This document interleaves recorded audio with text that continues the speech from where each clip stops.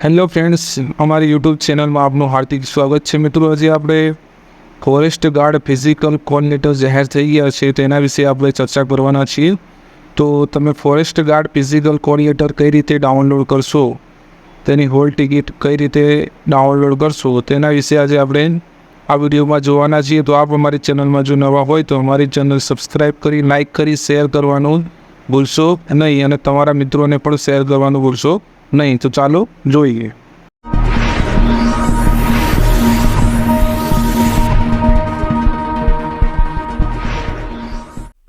સૌ પ્રથમ તમારે તમારા મોબાઈલ અથવા તો પીસીમાં એક બ્રાઉઝર ઓપન કરી લેવાનું રહેશે, જેમાં ગૂગલમાં સર્ચ કરવાનું રહેશે ઓજસ ગુજરાત. જેમાં ઓફિસિયલની જે વેબસાઇટ છે ઓજસની, એ પહેલાં જ પેજમાં તમને જોવા મળશે.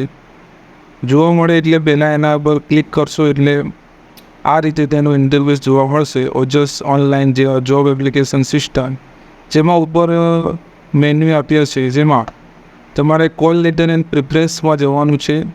એમાં નીચે સ્ક્રોલ કરશો એટલે બે ઓપ્શન જોવા મળશે, પ્રિલિમિનરી એક્ઝામ કોઓર્ડિનેટર અને સેકન્ડરી એક્ઝામ કોઓર્ડિનેટર અને પ્રિફરન્સ. તો તમારે બીજા નંબરનું જે ઓપ્શન છે એના ઉપર ક્લિક કરવાનું રહેશે. ક્લિક કરશો એટલે આ રીતે મેઇન એક્ઝામ કોઓર્ડિનેટરનું જે ફોર્મ છે ઓપન થઈ જશે અને આના અંદર પહેલું જ ઓપ્શન છે સિલેક્ટ જોબ. એ આપણે ફોરેસ્ટ ગાર્ડનું જે ઉમેદવારને જે સારી ક્ષમતા માપ કસોટી માટેના કોઓર્ડિનેટર કાઢવા છે, તો તે સિલેક્ટ કરવાનું રહેશે. તમારે અહીંયા સિલેક્ટ કરવાનું રહેશે.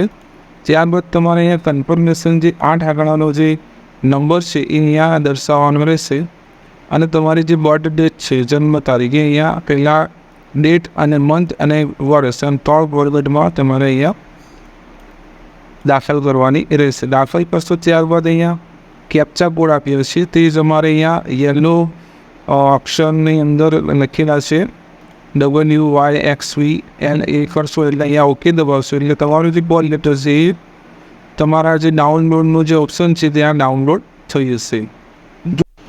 જો તમને કન્ફર્મેશન નંબર ન ખબર હોય તો અહીંયા એક લાસ્ટમાં ઓપ્શન આપ્યું છે કે તમારો કન્ફર્મેશન નંબર જાણવા ક્લિક કરો. જેવું ક્લિક કરશો એટલે આ રીતે ઇન્ટરફેસ જોવા મળશે, જેમાં તમારે એડવર્ટાઇઝમેન્ટ જે નંબર છે એ અહીંયા દાખલ કરવાનો રહેશે. પછી તમારો જે મોબાઈલ નંબર છે જે રજિસ્ટર કર્યો હતો જ્યારે તમે ફોર્મ ભર્યું હતું એ વખતે તમારે અહીંયા મોબાઈલ નંબર દાખલ કરવાનો રહેશે. જ્યારે પણ અહીંયા લખ્યું છે કે register mobile number eight the time of application, મતલબ કે જ્યારે તમે એપ્લિકેશન કરી હશે, અરજી કરી હશે, તે વખત જે મોબાઈલ નંબર નાખ્યો છે એ મોબાઈલ નંબર જ અહીંયા નાખવાનો રહેશે. અને ત્યારબાદ તમારું બર્થ ડેટ નાખશો એટલે તમારો જે કન્ફર્મેશન, જે ગેટ કન્ફર્મેશન નંબર પર ક્લિક કરશો એટલે તમારો કન્ફર્મેશન નંબર અહીંયા ડિસ્પ્લે થશે.